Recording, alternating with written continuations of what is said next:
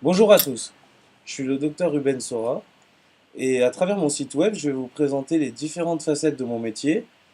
Euh, En ce qui concerne les soins dentaires, vous remarquez le plus souvent que le patient vient en consultation pour des caries.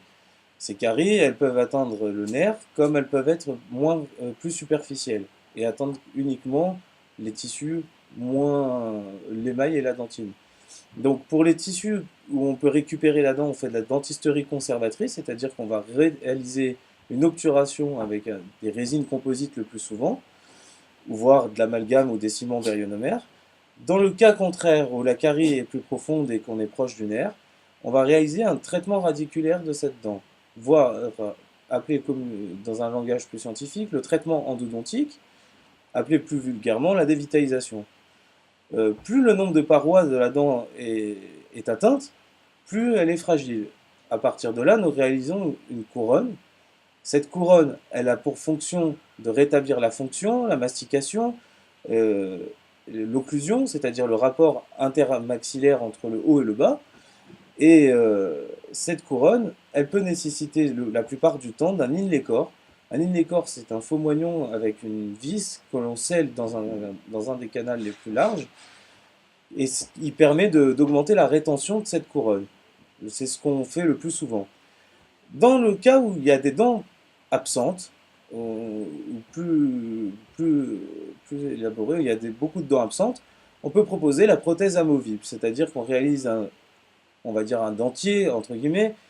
Il peut se présenter sous forme métallique, c'est-à-dire un stélite qui est assez fin et qui peut reproduire le goût et le palais du patient, ou alors vous avez des prothèses base résine qui sont réalisées aussi communément.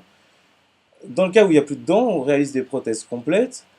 Le problème de la réalisation de ces prothèses complètes, c'est que il existe des résorptions osseuses, et ces résorptions osseuses font que la rétention et la sustentation de cette prothèse diminuent. Donc, on va faire intervenir des solutions qui augmentent la rétention. Donc c'est là que je vais intervenir et je parle des implants. Les implants, en fait, ce sont des vis en titane qui sont ostéo-intégrées dans l'os. Et grâce à elles, on peut réussir à rétablir une couronne ou faire un dentier plus rétentif à partir des implants, selon le cas de figure et selon la densité osseuse qui vous reste.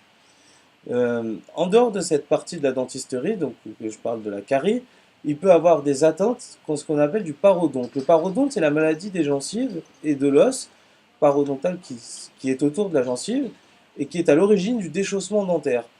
Ce- il n'est pas à négliger et souvent on passe à côté.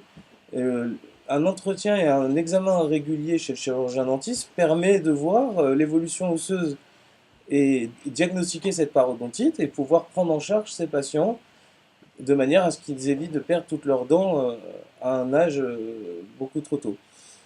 Donc voilà la présentation générale de toutes les facettes de mon métier. Alors on a aussi la dentisterie esthétique avec les facettes, le blanchiment dentaire qui peut être appliqué. Alors je préfère le terme éclaircissement parce que c'est pas exactement un blanchiment et je vous détaillerai ça dans un poste plus spécifique qui concerne le blanchiment ou l'éclaircissement dentaire.